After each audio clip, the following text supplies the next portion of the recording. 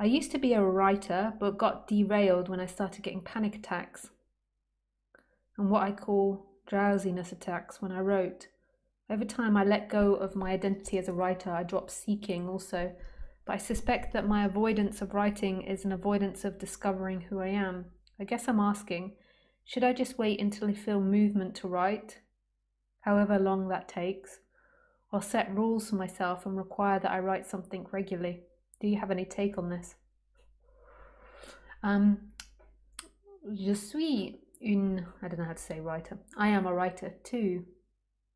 And when I was younger, I used to write a lot, like when I was younger, and like daily. And then when I had this awakening when I was 25, it all fell away for maybe 10 years. And I didn't take it up again until about 3 or 4 years ago when I had to, because a friend of mine was,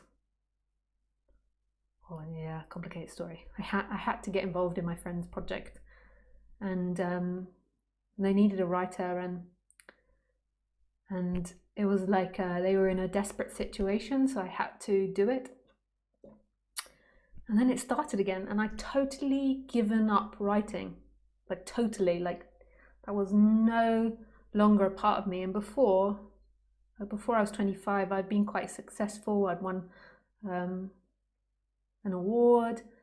I'd had a lot of readings of my play. I had like won this training and like scholarship and all these different things, and it was so important to my identity and such a big thing.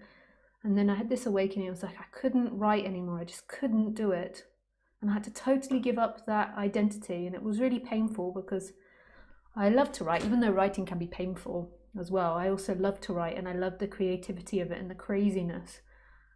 And that, you know, the years went by, so that was 10 years, quite a long time.